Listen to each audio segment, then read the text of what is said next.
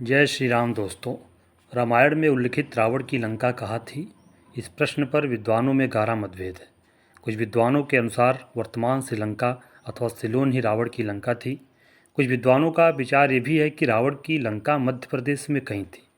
लेकिन मैंने शिलालेखों एवं ताम्रपत्रों के संदर्भ में इस विषय को देखने की कोशिश की तो पता चला कि हम वर्तमान श्रीलंका को लंका माने तो मन में सहज चार प्रश्न उठते हैं। पहला ये कि क्या सिलोन को वहाँ के साहित्य, इतिहास और परंपरा में लंका कब से कहा जाता है? दूसरा, इस द्वीप के मूल निवासी कौन थे? तीसरा, भारत के ऐतिहासिक वृत्तांतों या सामग्री में टापू लंका के रूप में कब से पहचाना जाने लगा? चौथा ये है दोस्तों कि वहाँ के निवासियों को राक्षस इत्यादि नाम से कब से संबोधित किया जाने लगा? इस संबंध में शिलालेखों और ताम्रपत्रों से प्राप्त सूचनाएं अत्यंत आवश्यक हैं। अब तक 200 ईसा पूर्व से 200 ईस्वी तक के 1000 से अधिक शिलालेख खोजे जा चुके हैं। इन पर डॉक्टर पर्णवितान ने सन 1970 में इंस्क्रिप्शंस ऑफ सिलोन शीर्षक से एक ग्रंथ प्रकाशित किया है। ये शिलालेख संक्षिप्त है, एक दो पंक्तियों के ही हैं। इनसे केवल उत्तर और पश्चिम भारत में बौद्ध धर्म का प्रचार प्रसार करने गए लोगों के बारे में जानकारी मिलती है।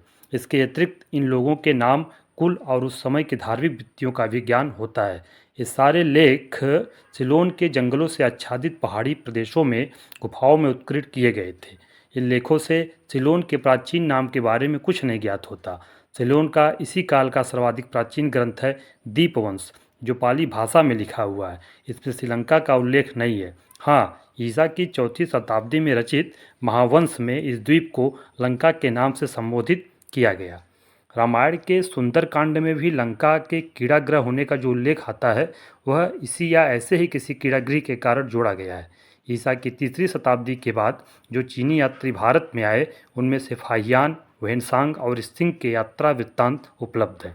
इन तीनों यात्रियों ने सिलोन का सिंघल के नाम से ही उल्लेख किया है। यानी ईसा की 8वीं शताब्दी तक सिलोन इसी नाम से भारत में जाना जाता रहा है। लगभग 500 वर्ष पश्चात ढाका जिला, जो कि बांग्लादेश में है, वहाँ के बिलावा नामक गांव में भोग वर्मा का ताम्रपत्र मिला है। इस ताम्रपत्र का समय 1200 ईस्वी के आसपास का है। इस लेख में हमें पहली बार यह जानने को मिलता है कि किसी पुरुषोत्तम ने लंका पर चढ़ाई कर वहाँ के राक्षसों के साथ युद्ध कर उन पर अपना आधिपत्य जमाया था। एक दूसरा निष्कर्ष ये है कि ईसा की 7वीं शताब्दी से 10वीं शताब्दी तक रामायण का दक्षिण में प्रसार हो गया था, जिससे उल्लेख सामने आने लगे थे। एक तीसरा भी निष्कर्ष है कि लंका शब्द का आद्य अर्थ मुंडारी भाषा के अनुसार नदी या समुद्र या तालाब में स्थित एक बेह या टापू था अथवा किसी अलग उच्च स्थान के लिए प्रयोग में आता था। आज भी आंध्र प्रदेश में गोदावरी नदी के विस्तीर्ण चिकने मुहानों पर स्थित ऐसे छोटे बेट लंका या लक्का के रूप से जाने जाते हैं। आज से 2-2.5 हजार वर्ष पहले और बाद में भी सिलोन के साथ जो व्यवहार था वह समुद्री मार्ग से ही था।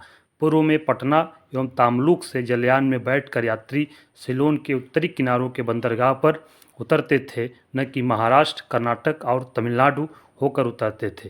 केवल तमिलनाडु के राजाओं द्वारा सिलोन पर चढ़ाई करना संभव था और इसी से जब 1000 ईस्वी में और बाद में ऐसी चढ़ाइयाँ की गई तब उसका वर्णन रामायण में समाविष्ट किया गया। दोस्तों, ये जानकारी आपको कैसी लगी कमेंट सेक्शन में ज़रूर बताएं और फिर मिलेंगे ऐसे ही अपडेट वीडियो के साथ।